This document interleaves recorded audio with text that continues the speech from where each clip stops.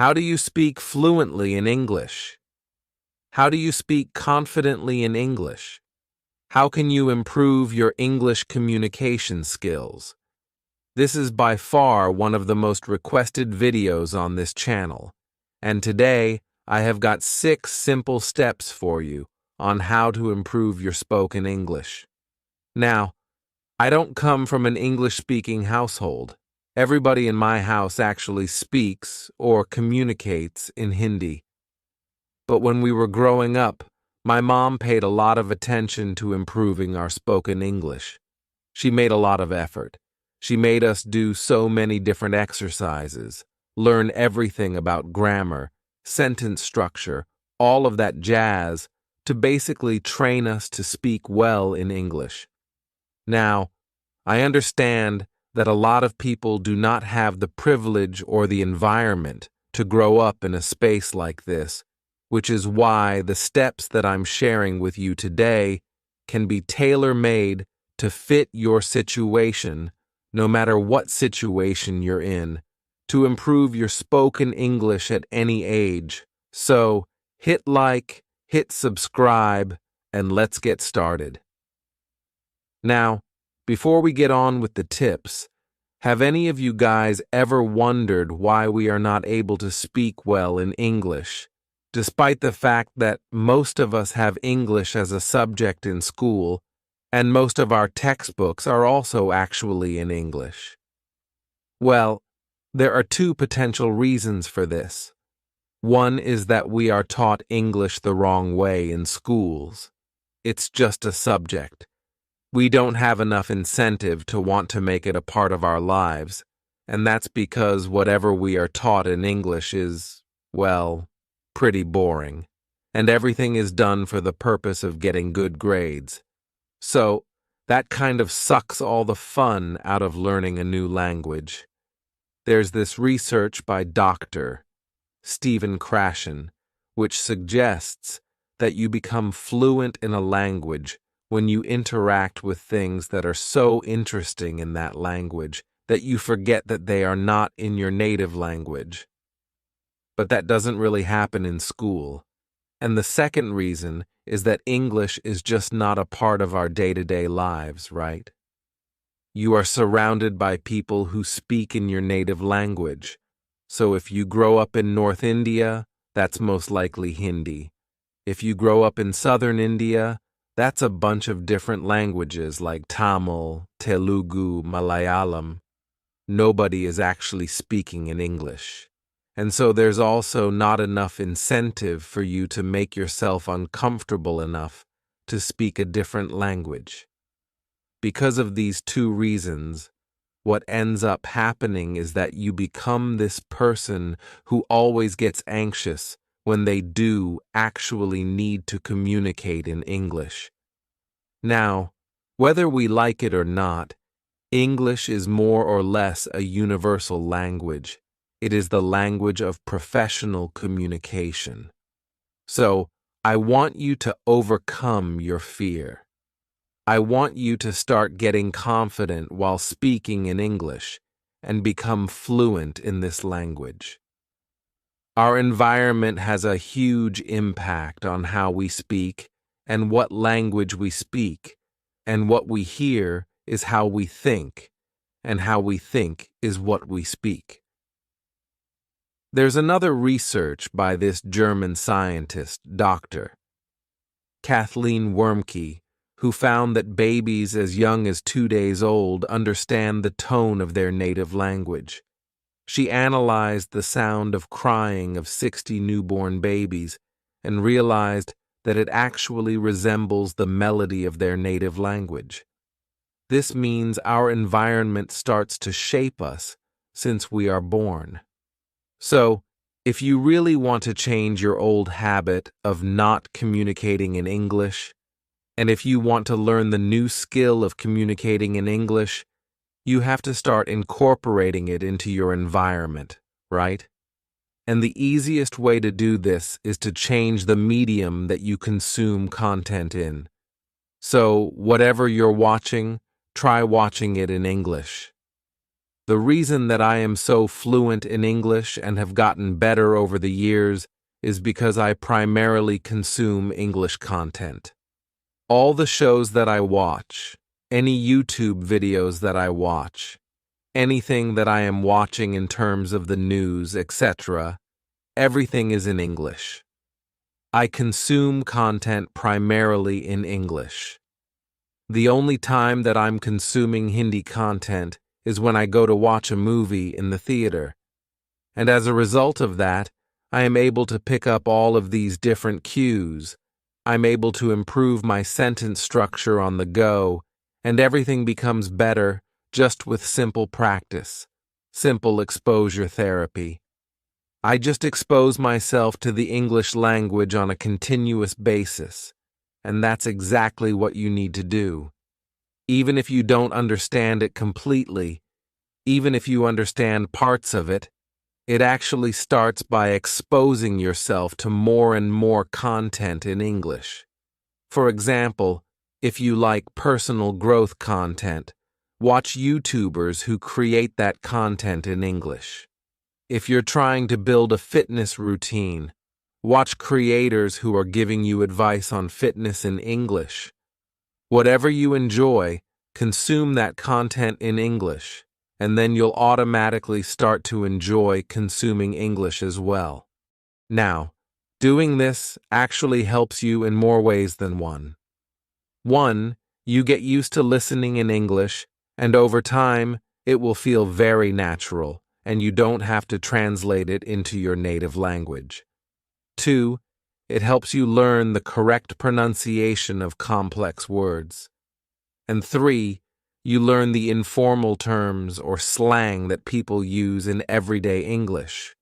You have to understand that how you write in a language is very different from how you speak in a language, right? When you write in Hindi, you are writing should, pure Hindi. But when you communicate or speak in Hindi, it's a very colloquial, slang-based version of Hindi. It's not should Hindi, right? That's the same thing with English, and consuming content actually helps you understand what conversational English sounds like. And four, you actually gain interest-specific vocabulary. Over time, your vocabulary and your knowledge of the different words used in the space increase. For example, if you are somebody who loves skincare content, following a beauty creator who actually creates skincare content in English not only helps you know the latest trends in the skincare industry, but it also helps you learn the words and the phrases that you can use in your daily conversations. Another thing I also recommend doing when it comes to consuming content is reading more books in English. This can easily help you add 300 to 400 new words to your vocabulary every time you finish reading a book. Reading books also helps you improve your sentence structure and your grammar, and that's a double win. Every other tip on this list is irrelevant if you don't actually practice speaking in the language you want to get fluent in. You can consume content, read more books, and watch more videos, but if you're not actually speaking, well, then you're not improving your English. Now, most people who are not well versed in English try to avoid speaking in English in social settings because they're too afraid to make mistakes. They're afraid that they are going to freeze mid-sentence or say something that will not make sense.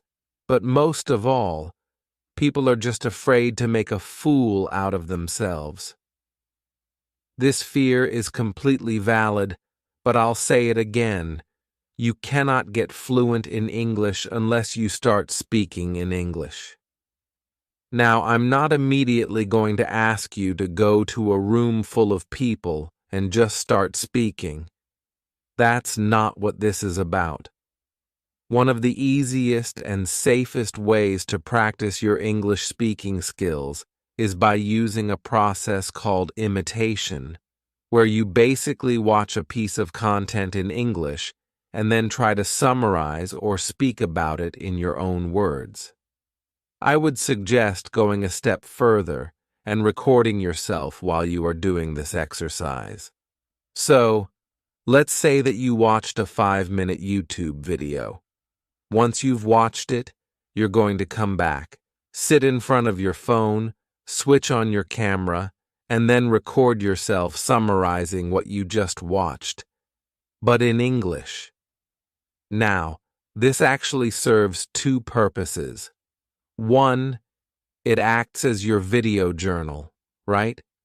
You need to see that you are improving to stay motivated. Sometimes you get so obsessed with your final goal that you don't realize how far you've already come, and when you record yourself, you can easily track your progress and stay on track and stay motivated. 2. Speaking in front of the camera like this gives you a very different kind of confidence. You feel much calmer in social settings than you usually do. So, this is not just a tip to improve your English speaking skills, but it is a complete personality booster. A few other exercises you can try doing with this video journaling method include describing your day. At the end of every evening, switch on your phone camera and describe how your day went in English. Another thing you can do is choose an item in your room and spend 2 minutes describing that item or speaking about it with whatever information you can come up with while you're recording yourself on your phone camera. Both of these also serve the same purpose. Keep in mind that when you start out with this exercise, you will probably speak well for 30 seconds or a minute. And after that, you will want to switch to speaking in your native language. That is where the real challenge begins. You will most likely fumble a lot. You will even forget the most basic words that you already know, and you might feel like giving up. But once you start doing this for a week straight, I promise you that you will get better.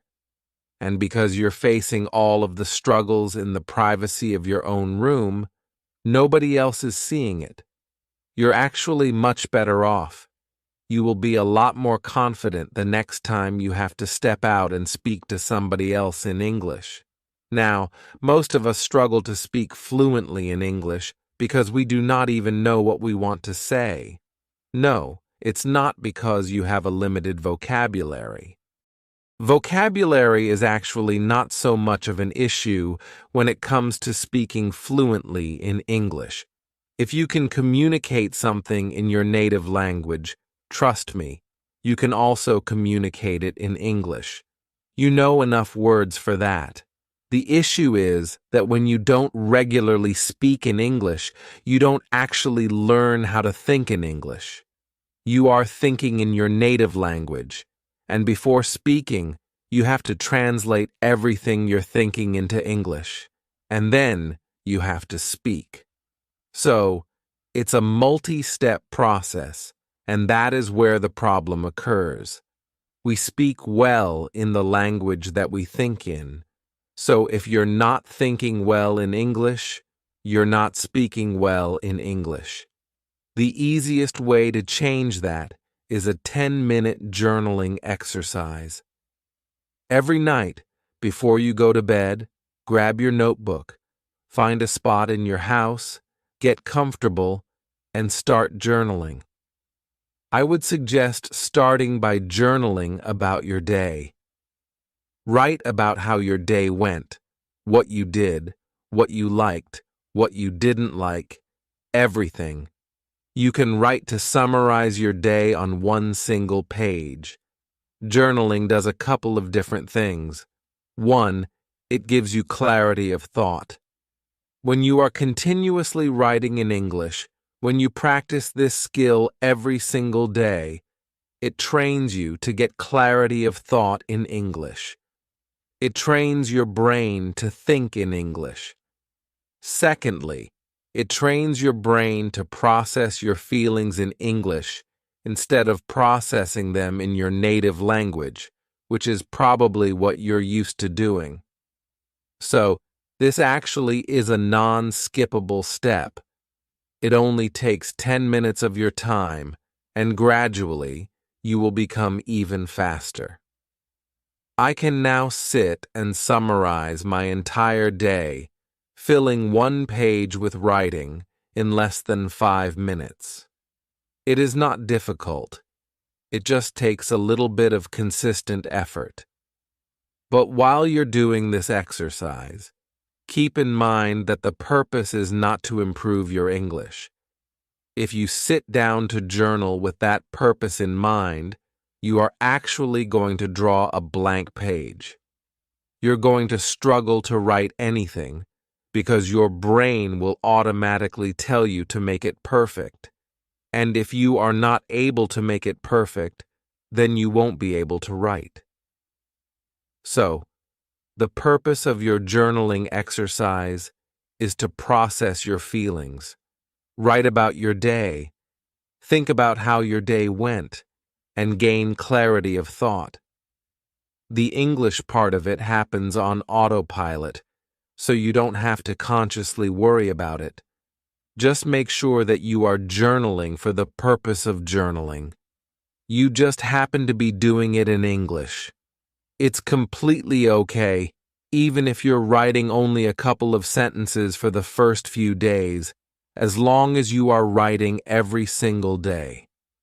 Like I mentioned before, vocabulary is the last thing that you need to worry about when you are speaking in English, because you already know enough words, I promise you. What you need to focus on is how you are forming your sentences and how well you understand the language from a grammatical perspective. Now, the reason that you all think that I speak so well in English is because I have a very solid command of English grammar and sentence structuring. If somebody else is speaking in broken sentences, if their grammar is off, you might not be able to tell immediately why it feels off, but you'll know that something is off, right? Think about it from this perspective. You could learn 10, 15, or even 100 different words in a language like French. But does that mean that you can speak well in that language? Well, probably not, which is why you need to focus more on improving your grammar and your sentence structure. How do you do that? One is by reading books, obviously, because that does help you understand how sentences are strung together and what good sentence structure looks like. This all happens on autopilot in your brain.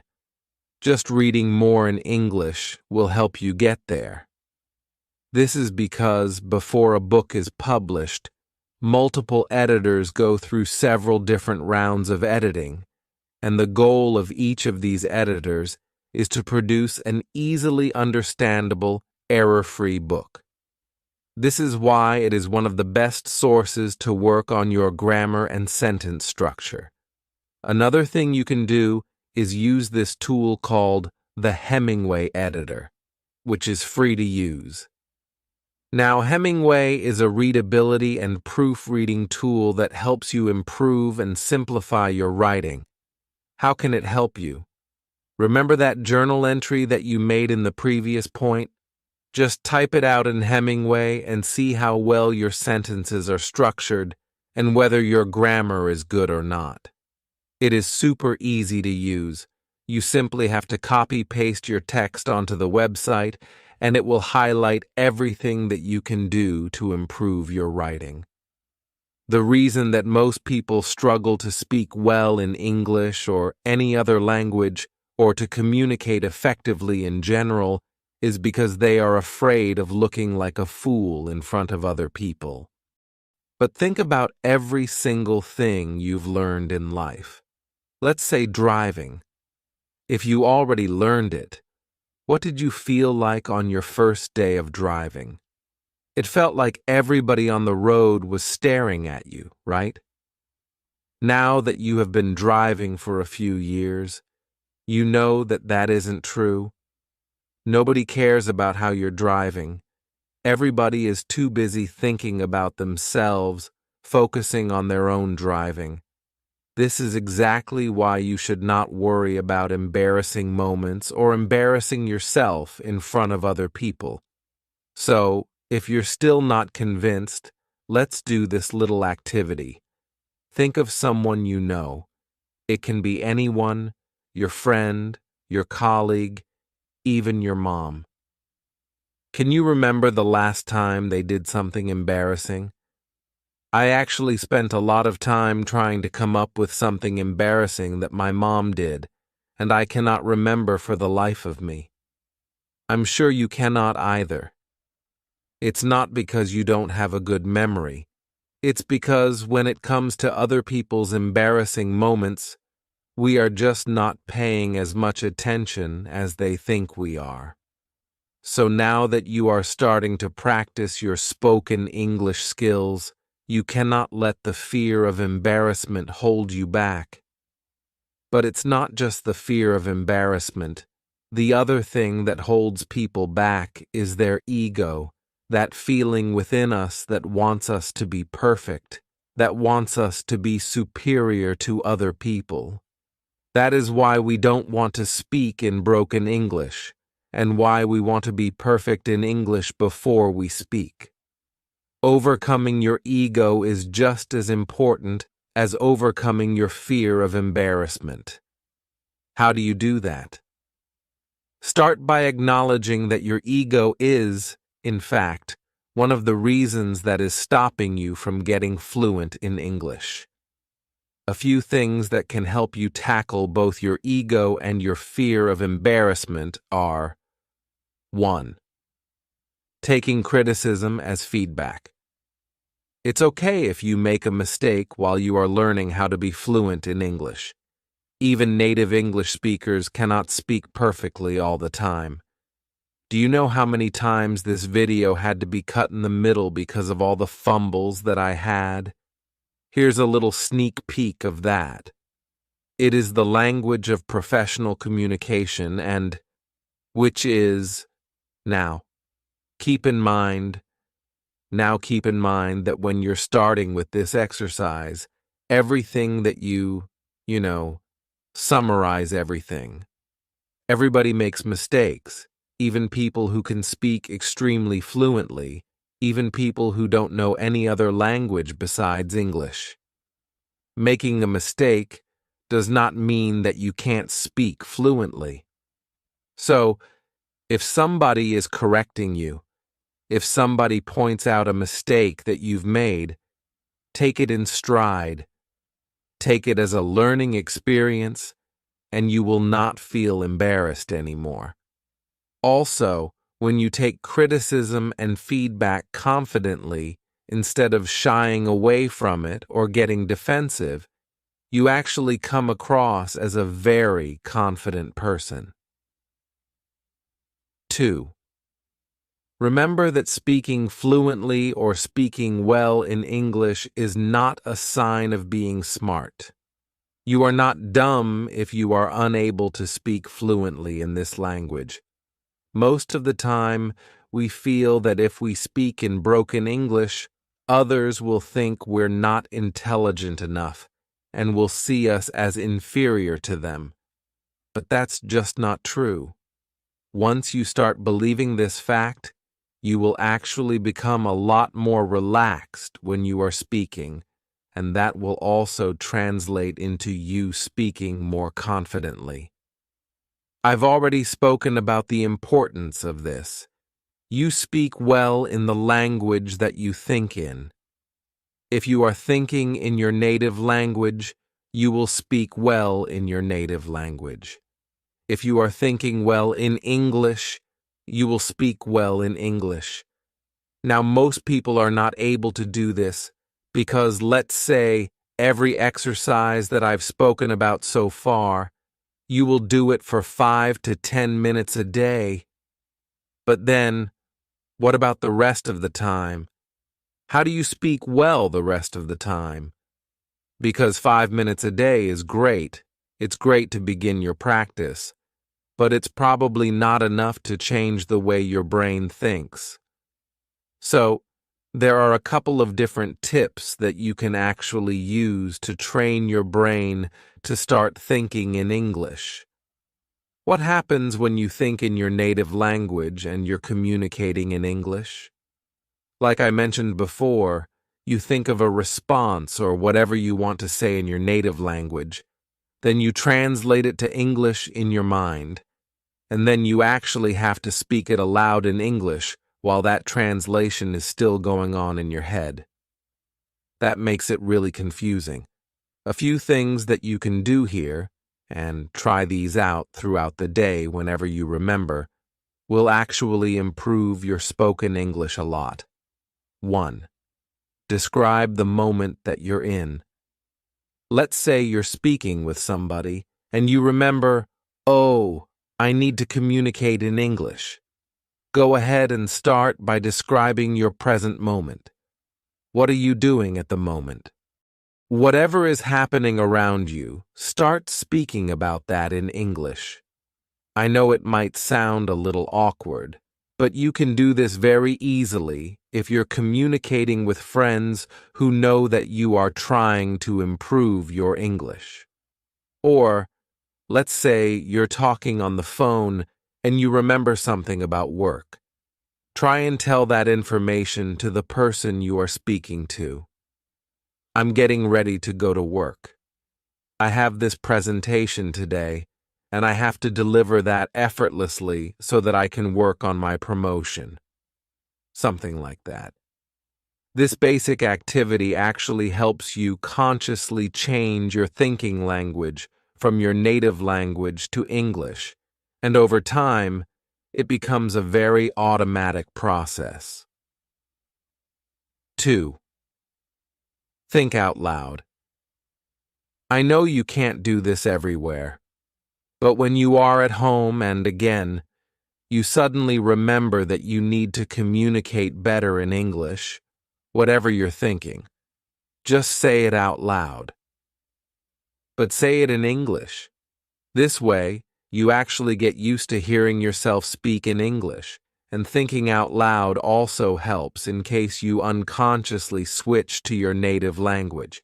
It will happen a lot, but with practice, it will become easier. The third thing you want to do is make English your background score. Growing up, you were not even trying to learn your native language. It was always there in your environment. You unconsciously, subconsciously learned it and absorbed it, and we want to do the same thing with English. You can really easily do this by making it your background score. This simply means that you play English songs, English podcasts, English conversations, or just English content in general in the background whenever you are doing boring or mundane things, or when you're doing your day-to-day chores like cleaning your room or doing your laundry.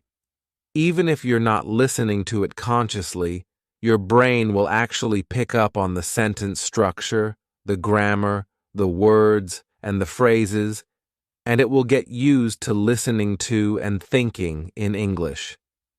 English fluency is like any other skill. It is learnable if you are willing to put in the effort. But our standards are ridiculously high when it comes to becoming fluent in English, and this leads to a lot of frustration and feelings of demotivation, which can make it hard for you to continue your journey. To tackle this, you need to accept the fact that it will take a few months for you to reach your goal, to reach a new level of English fluency. Have that patience, show yourself that kindness, and just keep doing all of these 6 things that we spoke about today. That was it from my side. I hope you enjoyed this video and took away something from it. If you did, Make sure you check out this video, because YouTube says that you're going to love it as well. I'm going to see you very, very soon in the next one. Bye.